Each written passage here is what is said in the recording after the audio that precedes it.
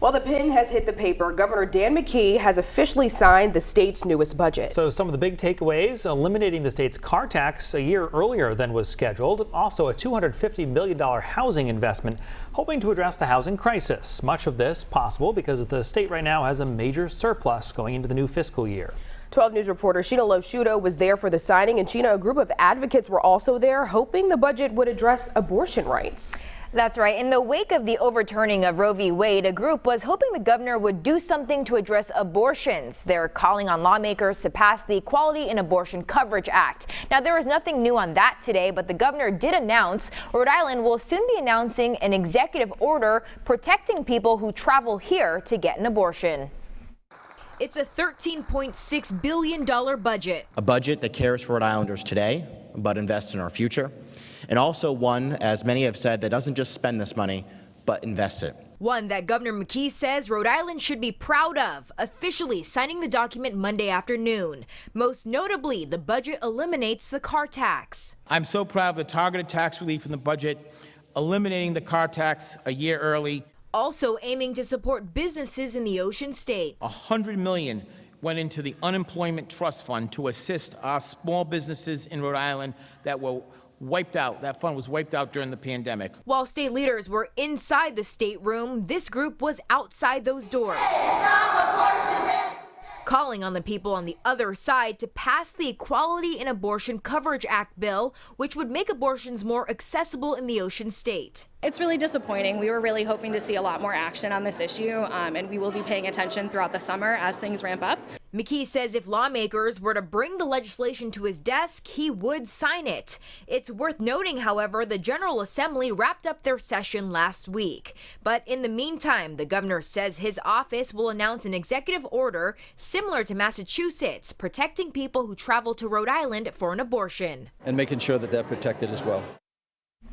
Now, many people are calling on lawmakers to hold a special session to pass the EACA, and we've asked both the House and the Senate about this. Speaker Shekarchi says he is actively discussing this issue with fellow representatives, while Senate President Ruggiero says he plans to address this issue in the upcoming 2023 session.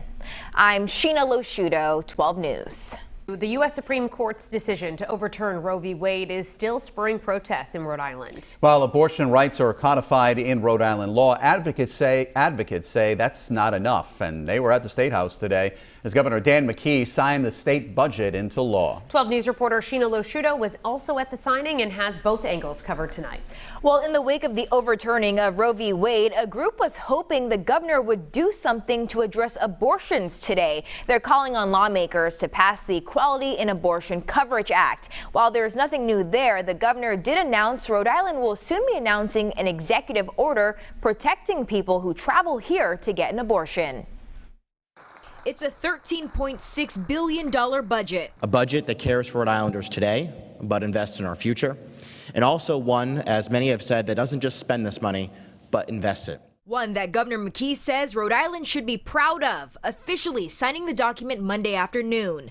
Most notably, the budget eliminates the car tax. I'm so proud of the targeted tax relief in the budget, eliminating the car tax a year early. Also aiming to support businesses in the Ocean State. $100 million went into the Unemployment Trust Fund to assist our small businesses in Rhode Island that were wiped out. That fund was wiped out during the pandemic. While state leaders were inside the state room, this group was outside those doors,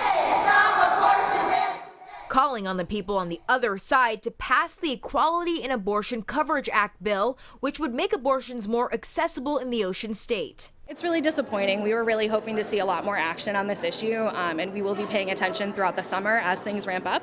McKee says if lawmakers were to bring the legislation to his desk, he would sign it. It's worth noting, however, the General Assembly wrapped up their session last week. But in the meantime, the governor says his office will announce an executive order similar to Massachusetts, protecting people who travel to Rhode Island for an abortion. And making sure that they're protected as well. Now, many are calling on lawmakers to hold a special session to pass the EACA, and we've asked both the House and the Senate about this. Speaker Shekarchi says he's actively discussing this issue with fellow reps, while Senate President Ruggiero says he plans to address the issue in the 2023 session. I'm SHIINA LOSCIUTO, 12 News.